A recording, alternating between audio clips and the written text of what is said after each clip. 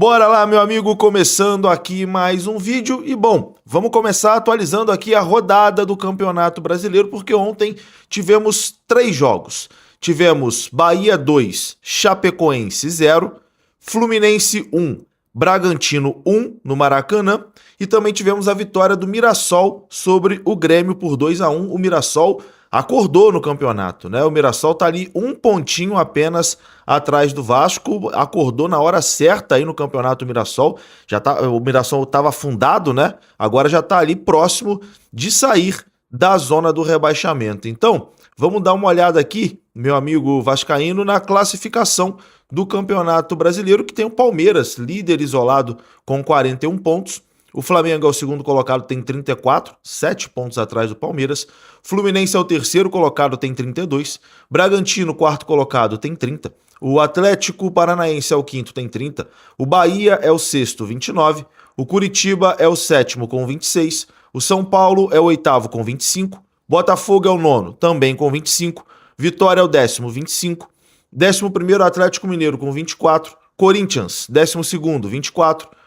O Cruzeiro é o 13º com 24, na 14ª colocação o Internacional com 21, 15º o Santos com 21, 16º o Grêmio com 21 e dentro da zona do rebaixamento o Vasco com 20 pontos, o Mirassol com 19 pontos, o Remo com 18 pontos e a Chapecoense apenas 9 pontos. A Chape, acho que a gente já pode dizer que já era, né? Chape já foi.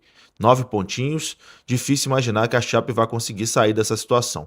De resto, apesar do Vasco estar ali na zona do rebaixamento, que pode deixar o torcedor do Vasco um pouco esperançoso, é que tá tudo muito embolado ali, né? Tá tudo muito embolado ali na zona do meio para baixo da tabela, né? O 14º colocado Internacional pro Mirassol, pro Remo, 19º, a diferença de 3 pontos, né? Então, assim, o Vasco tá 1 ponto atrás do 14º colocado. Então, é uma vitória e voltar a sonhar. O problema é que o Vasco não tá conseguindo ganhar de ninguém, né? Mas, enfim, o próximo jogo do Vasco é em São Januário pelo Campeonato Brasileiro contra o Mirassol. Então, um confronto direto ali dentro da zona do rebaixamento, né? O Mirassol com 19 pontos, o Vasco com 20. É um jogo que o Vasco tem a obrigação de vencer em São Januário, né? Se o Vasco perder pro Mirassol em São Januário, vai ficar numa situação ali, vamos dizer assim, até desesperadora em relação à zona do rebaixamento, né? Não tem o que fazer. Esse jogo contra o Mirassol em São Januário, no próximo domingo, né? Sem ser esse domingo agora, o outro, ou no sábado, eu acho que é no domingo mesmo. Mas, enfim, no próximo final de semana, o Vasco precisa vencer. Se não vencer, meu amigo, a coisa vai ficar horrorosa pro nosso lado. Obrigação do Vasco vencer o Mirassol em São Januário. Vamos aqui à confirmação envolvendo o advogado do Marcos Lamáquia, o André Sica, que trouxe mais detalhes em uma entrevista ontem sobre todo o desdobramento, toda a parte burocrática envolvendo a compra da SAF Cruz-Maltina. E é uma excelente notícia, é um indicativo muito bom. Nós sabemos de todos os passos, né, e etapas a ser concluído para que a venda aconteça. E aí, é claro que isso acaba atingindo quem quer ver o mal do Vasco, quem torce contra o Vasco, isso acaba atingindo e atingindo muito.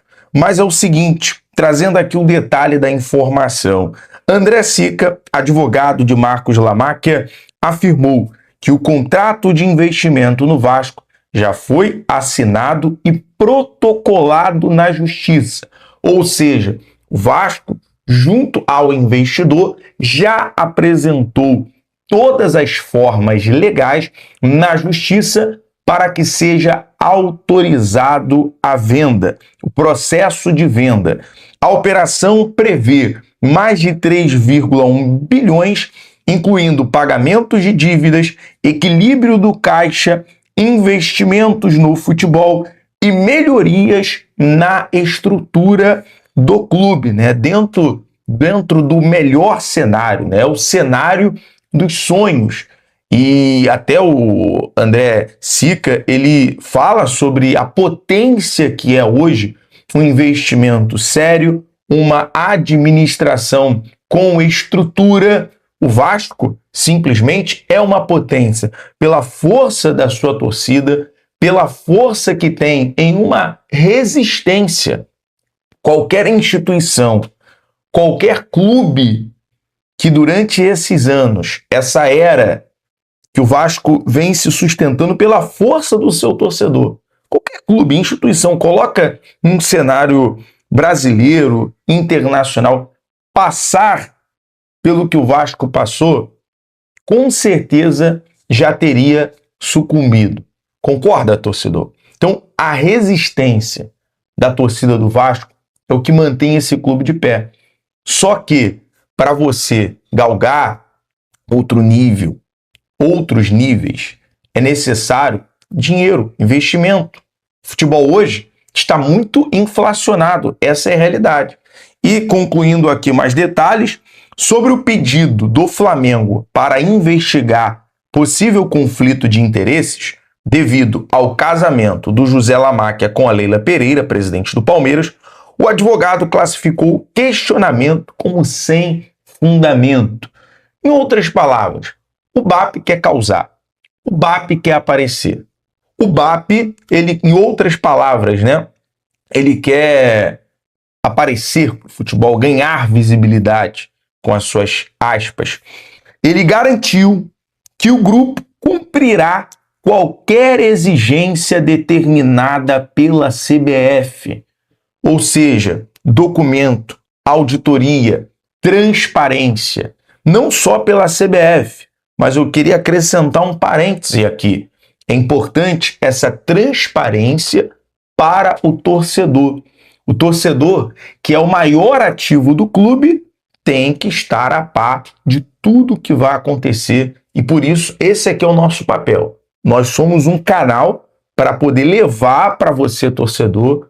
Por isso que esse assunto é falado de uma forma minuciosa, de uma forma detalhada, para você ficar atento sobre todas as informações. E além da garantia que o Lamáquia ele tem junto ali ao advogado, a venda ainda depende da autorização judicial, auditoria das contas e aprovação do Conselho Deliberativo e da Assembleia Geral. O Conselho tem se mostrado inclinado, né, à autorização da venda da SAF por conta das necessidades. E a Assembleia Geral, em votação, deve também passar por um crivo e também aprovar. E, obviamente, né, a gente vai agora atualizar a situação de contratações, como tá as coisas acontecendo, né, o que nesse momento tá mais perto, o que tá mais longe aí de acontecer nesse momento. Então vamos lá, atualizações. Situação do Deossa segue aí, cara, diria para vocês que praticamente resolvida, né? Pelo que a gente soube, apenas questões jurídicas, burocráticas ali, contratuais, separam a chegada do jogador ao Brasil, a chegada do atleta ao Rio de Janeiro, né? Ele que treinou ontem com o elenco do Real Betis lá na Alemanha, né? Todos do Real Betis estão conscientes da negociação, da vinda dele para o Vasco e pelo que soubemos são apenas questões mesmo contratuais, né? Por exemplo, que o Vasco vai arcar com a totalidade do salário do Deossa, que é de 190 mil euros ali, quase R$1 milhão. Então tudo isso está sendo colocado no papel, timbrado, assinando aí todas essas tratativas. A expectativa é que o Deossa já viaje para o Brasil entre hoje, amanhã ou segunda-feira e possa se apresentar ao elenco, né, e ao treinador Pedro Emanuel. O Vasco nesse momento está colocando todo o foco, todo o esforço na contratação de 2 zagueiros, né, 2 jogadores para o sistema defensivo. Ontem apareceram alguns nomes, né, de atletas que poderiam chegar ao Vasco da Gama. Um desses jogadores é do Palmeiras, que é o zagueiro Murilo. E aí muita gente perguntou, pô, Mário, você acha que vai ter negócio? Você acha que o Murilo pode vir? Cara, eu, sinceramente, não entendo muito essa negociação ter surgido, porque, primeiro, o Murilo é um jogador que vem sendo utilizado no Palmeiras. Segundo, ele já passou dos 15 jogos no Campeonato Brasileiro, ou seja, ele não pode jogar por mais nenhum time da Série A do Campeonato Brasileiro esse ano de 2026. E terceiro, eu acho que Vasco e Palmeiras não irão negociar atletas atletas até a Leila Pereira sair da presidência palmeirense. Eu acho que isso não vai acontecer para não gerar nenhum tipo de burburinho nos bastidores que Vasco e Palmeiras, Lamarque e Leila Pereira estejam fazendo negócios, né, que podem, obviamente, acabar gerando, né, atrito com o BAP, com outros clubes, com a CBF. Então eu não acredito numa negociação do Murilo e de nenhum outro jogador entre Vasco e Palmeiras nesse momento. Mas, por outro lado, o Vasco está negociando com Jair Cunha, do Nottingham Forest, com Joaquim, jogador do Tigres do México, também com Gabriel Pereira, jogador do Copenhagen, lá da Dinamarca, com o jogador Vitor Tormenta, que joga no Krasnodar da Rússia, e com o Diego Carlos, brasileiro, que joga no Fenerbahçe da Turquia. Todos esses jogadores que eu acabei de citar hoje seriam titulares em qualquer clube do futebol brasileiro. Jogadores de um nível muito alto, que no Vasco até colocariam o Robert Renan no banco, tá? Então realmente as negociações estão avançando, né? O Vasco tem algumas prioridades, né? Tem alguns nomes ali que interessam um pouco mais do que outros, mas nesse momento o Vasco segue muito forte em busca de 2 jogadores para o sistema defensivo.